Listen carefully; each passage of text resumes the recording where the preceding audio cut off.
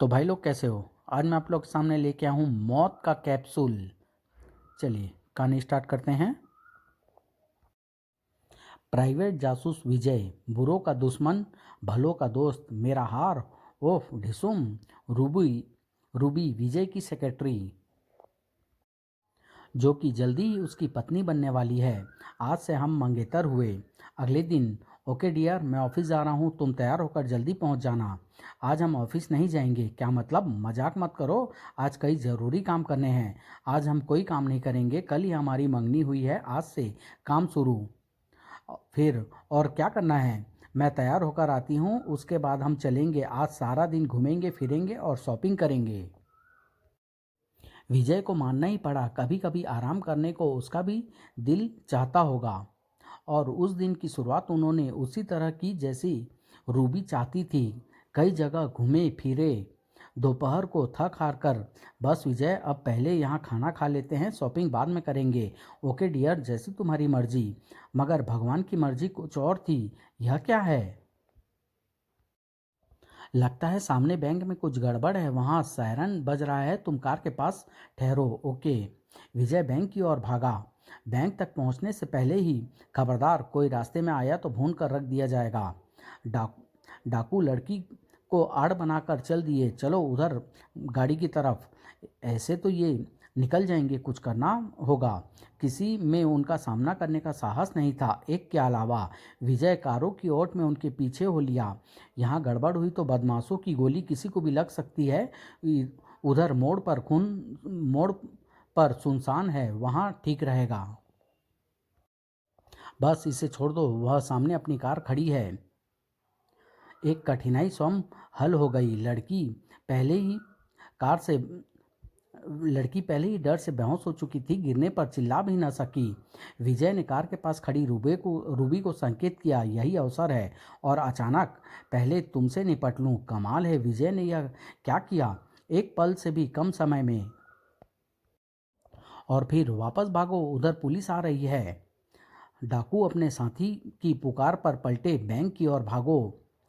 पास आने पर धड़ाक। ओह, यह क्या कर रहा है सांगा? पुलिस थाने में है। वह ऐसे अवसरों पर देर से आती है। इतने मुझसे मिलो, मेरा नाम विजय है। विजय विजय, हाँ, तुम जैसे अपराधियों का काल। मार दो सालों को, बचने ना पाए। या मारो, लेकिन आओ निकाल लो अपने अरमान। ढिसुम ढम उफ। उधर डाकुओं के साथी ने जब देखा मामला गड़बड़ है, ये तो गए काम से, मुझे निकल लेना चाहिए। मगर रूबी विजय का संकेत पाकर वहां पहुंच चुकी थी, बचकर कहाँ जाएगा। दोनों हाथ ऊपर करके गाड़ी से बाहर आ जाओ, नकाबपोश ने चाल चली। नहीं शंकर, लड़की को गोली मत मारना। और वह सफल रहा। खट उफ। लेकिन शायद उसे मालूम नहीं था कि उसका पाला विजय की सेक्रेटरी रूबी से पड़ा है। यह ले। ठाक ठाक उफ। और सारा काम निपटने के बाद, खबरदार कोई हिलने ना पाए। कोई नहीं हिलेगा इंस्पेक्टर, सब बेहोश है।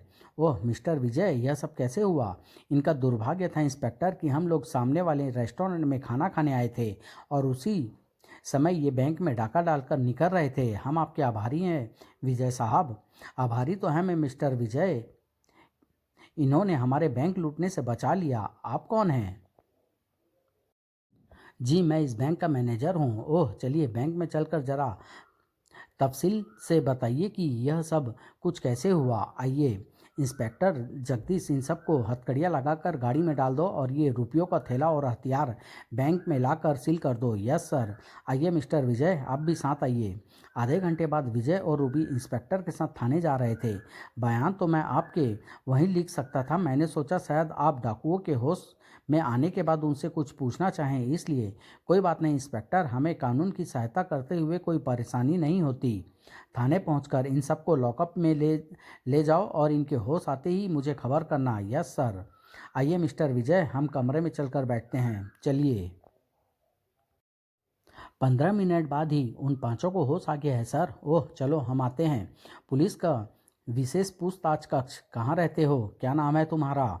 बोल, कितनी हत्याएं की है तूने? ठहरो, बता कहाँ। तुम सब लोग बाहर जाओ, इनके बयान मैं लूँगा। Yes sir. देखो, हम लोग रंगे हाथों पकड़े गए हैं, अपने बयान ठीक ठीक लिखवा दो, शायद कानून तुम्हारी सज़ा में कुछ कमी कर दे। सज़ा तो तुम्हें वैसे ही हो जाएगी, बहुत से लोगों ने तुम्हें डाका डालते देखा है। हम कुछ नहीं बताएंगे इंस्पेक्टर, बस तुमसे एक बात कहेंगे, कहो। हम पांचों को छोड़ दो, सुबह 2 लाख रुपए तुम्हारे घर पहुंच। तड़ाक। रिश्वत देता है? मैंने तो एक बात कही थी इंस्पेक्टर। खैर खैर, मरना तो हमें है ही, तो फिर आसान मौत क्यों ना मरे? क्या बक रहे हो? क्या करोगे तुम? तैयार हो जाओ साथियों। इंस्पेक्टर की घबराहट बेकार थी। वे पांचों तो बंधे हुए थे, लेकिन उनके मुंह और अगले ही पल, अरे क्या हुआ इन्हें? हे भगवान, पूरे थाने में कोहराम मच गया। क्या हुआ? वे पांचों मर गए जिन्हें दोपहर लाया गया था। कैसे? सही पता तो पोस्टमार्टम के बाद ही लगेगा इंस्पेक्टर। वैसे मेरा ख्याल है कि इनका एक एक दांत खोखला था, जिसमें इन्होंने साइनाइड का कैप्सूल छुपा रखा था। जब इन्होंने देखा कि वे फंस चुके हैं तो इन्होंने वह कैप्सूल चबा लिया। साइनाइड जहर के बारे में आप तो जानते ही होंगे। यह इतना तेज जहर होता है कि जुबान पर लगाते ही आदमी की मृत्यु हो जाती है। मगर क्यों इन्होंने आत्महत्या क्यों की? इन्हें डाका डालने के अपराध में ज़्यादा से ज़्यादा 5 वर्ष की सज़ा होती। डाके में नाकाम होने के कारण इन्हें खतरा था कि इन्हें कोई कष्टदायक मौत मारेगा, इसलिए। क्या मतलब? शायद कोई गिरोह हो। उसी रात शहर के बाहर एक वीरान जगह। लगता है मैं ही सबसे बाद में पहुंचा हूँ। कोई सोच भी नहीं सकता था कि इस खंडहर में इतनी सुविधाओं का प्रबंध होगा। मेज, कुर्सियाँ, एयर कंडीशन्ड हॉल, बिजली और पता नहीं क्या क्या। सिर्फ मेरी ही कुर्सी खाली है। देर से आने के लिए क्षमा चाहता हूँ। अपनी सीट पर आकर कहो जो कहना है। यहाँ के कानून तुम जानते हो। हाँ, तो अब मीटिंग शुरू होती है। नंबर 7, रिपोर्ट पेश करो। Yes boss, super fast train में बम रखा, 30 व्यक्ति मरे। प्रसाद भवन को डायनामाइट से उड़ाया, 258 व्यक्ति मरे। Very good. Report number 3, military का गोला बारूद लूटा, 3 ट्रक हथियार खरीदने के लिए सुपर बैंक की वैन लूटी, 5 करोड़ रुपये मिले। ठीक है, अब नंबर 5। बॉस, 5 आदमी सिटी बैंक वाली स्कीम पर भेजे थे, अचानक वहाँ गड़बड़ हो गई। उन पांचों ने पुलिस कस्टडी में आत्महत्या कर ली। वे पांचों समझदार थे, उन्हें पता था कि A1 असफल लोगों को कभी क्षमा नहीं करते। मगर शायद तुम भूल गए थे। दया बॉस, मेरी कोई गलती। असफलता सबसे बड़ी गलती है जिसे संगठन कभी क्षमा नहीं करता। बिजली के झटकों ने नंबर 5 को खामोश कर दिया। नंबर 8, तुम्हें नंबर 5 की स्कीम पर नज़र रखने के लिए भेजा गया था। क्या हुआ वहाँ? वह बॉस, उसके आदमी डाका डालकर वहाँ से निकल गए थे। अचानक जासूस विजय और उसकी सेक्रेटरी वहाँ पहुँच गए। उन्होंने उन सबको बेहोश कर दिया। यह सब कुछ इतना अचानक हुआ कि कुछ कुछ मैं कुछ नहीं कर पाया। तुम्हें उन पर नज़र रखने के लिए भेजा गया था, कुछ करने के लिए नहीं। Yes boss. जिन लोगों ने संगठन के लिए कुर्बानी दी है उनके घर वालों को 1-1 लाख रुपया पहुंचा दो। और इसे संगठन ने सजा दी है, इसकी लाश ठिकाने लगा दो। ऐसा ही होगा बॉस। बॉस, इस देश में और अधिक आतंक फैलाने के लिए रुपये की ज़रूरत है। इसीलिए उस बैंक पर डाका डाला गया था जो उस जासूस के कारण असफल हो गया। सुना है वह बहुत देशभक्त व्यक्ति है। इस तरह वह हमारा डबल दुश्मन हुआ। उसके लिए क्या किया जाए? हमें केवल संगठन के लोगों का फैसला करने की अनुमति है। उसके बारे में कंप्यूटर से पूछो। Okay boss. कंप्यूटर को सारा ब्यौरा दिया गया जो विश्व भर में जाल की तरह फैले संगठन के सभी केंद्रों पर रिसीव किया गया, और साथ ही किसी अज्ञात स्थान पर बने हेडक्वार्टर में भी, जहां लगा अल्ट्रा सुपर कंप्यूटर महत्वपूर्ण फैसले करके ब्रांचों के कंप्यूटर को निर्देश देता है। और आखिर P P P click, computer ने उसे सजाए मौत दी है बॉस। उसकी कैलकुलेशन कहती है कि अगर वह जीवित रहा तो हमारे और हमारे प्रोजेक्ट के लिए खतरा सिद्ध हो सकता है। यह काम तुम करोगे नंबर 2। हम तुम्हें इसके लिए कल रात तक का समय देते हैं। Okay boss. बस अब आज की मीटिंग समाप्त। कल सब लोग इसी समय रिपोर्ट देंगे। अगले दिन, थैंक्स डियर, रात खूब नींद आई। आज हर अखबार में तुम्हारे चर्चे हैं।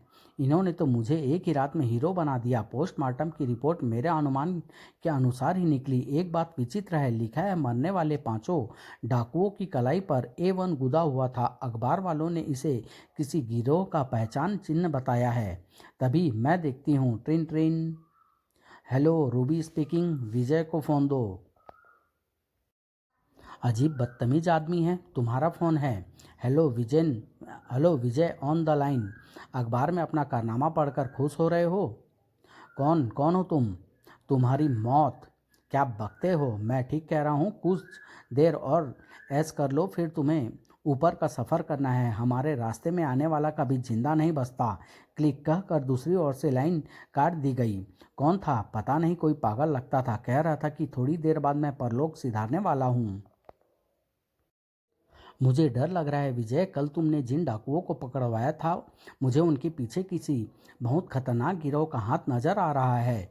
डर हमारे पैसे में मौत का दूसरा नाम है रूबी। फिर भी कहीं आते जाते समय सावधानी से काम लेना। ऑफिस हम साथ ही चलेंगे।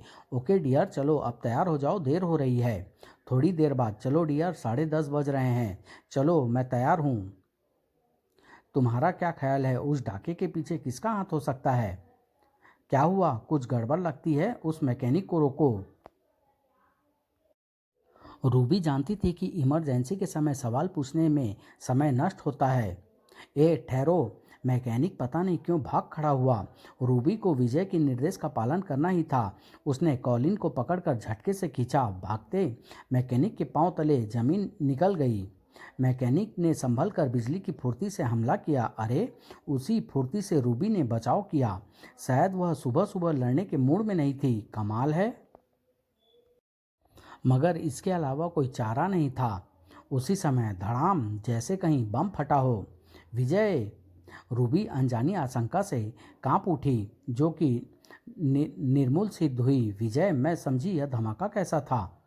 लिफ्ट का वह तार काट कर कमज़ोर कर दिया गया था जो उसका भार उठाता है। मैंने बाहर निकलकर दरवाज़ा बंद किया। तभी किसी ने नीचे से लिफ्ट बुलाने के लिए बटन दबाया। कमज़ोर तार पर दबाव पड़ते ही वह टूट गया और लिफ्ट 5 मंजिल नीचे जा पड़ी। हे भगवान, अगर तुम अंदर ही होते तो। मुझे खतरे का पता चल गया था। वह मैकेनिक हमें देखकर इतनी जल्दी बोर्ड उतार कर भागा था कि मैं समझ गया कि अंदर कुछ गड़बड़ है। मैंने लिफ्ट के पंखे वाले होल में से देखा तो लिफ्ट का तार कटा हुआ था। वह मैकेनिक कहाँ है?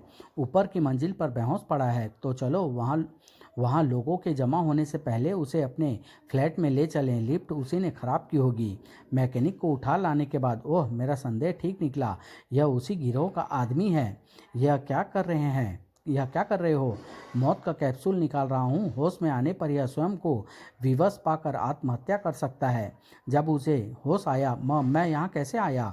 हम लेकर आए हैं कुछ बातों का जवाब लेने के लिए। तुम्हारा कैप्सूल मैंने निकाल लिया है, इसलिए तुम आत्महत्या नहीं कर सकते। अब हम तुम्हें टॉर्चर करना शुरू कर देंगे,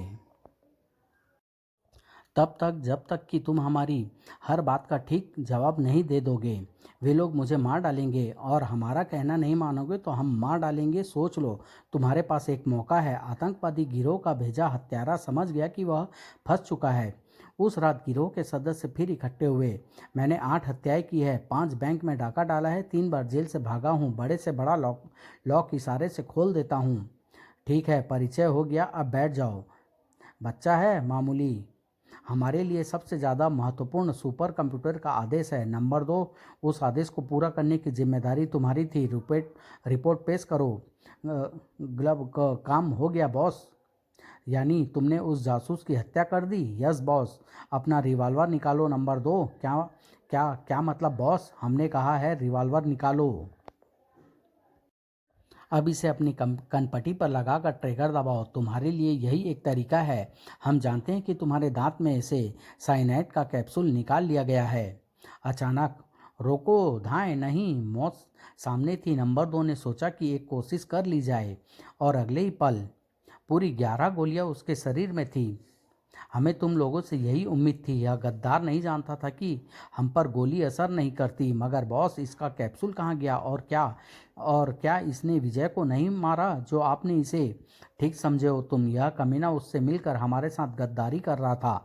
अपनी जान बचाने के लिए उसने हमारा राज खोल दिया है। फिर तो अच्छा ही हुआ कि वह मारा गया। हाँ, मगर हमें यह नहीं मालूम कि इसने उसे क्या क्या बताया है। हम रिस्क नहीं ले सकते। हमें यह अड्डा छोड़ना पड़ेगा। हो सकता है उस जासूस को यहाँ का। तभी आप लोगों ने मुझे याद किया। तुम हाँ, मैं देश के दुश्मनों का दुश्मन विजय। चलो अच्छा हुआ तुम खुद ही आ गए, हमारा काम आसान हो गया। कोई चालाकी करने की कोशिश मत करना, मेरे हाथ में मशीन गन है, कोई खिलौना नहीं। और बाहर पुलिस ने खंडहर को चारों ओर से घेर रखा है। मगर एक की समझ में यह बात नहीं आई और उसे कीमत चुकानी पड़ी। और किसी को कोशिश करनी है तो कर लो, नहीं हम हथियार डाल रहे हैं, गोली मत चलाना। लेकिन क्लिक। बहुत ड्रामा हो चुका मिस्टर जासूस, अब मरने के लिए तैयार हो जाओ। दरवाजे को इस तरह बंद करके तुम मुझे मार कैसे सकते हो? तुम लोग खाली हाथ हो और मेरे पास मशीन गन है।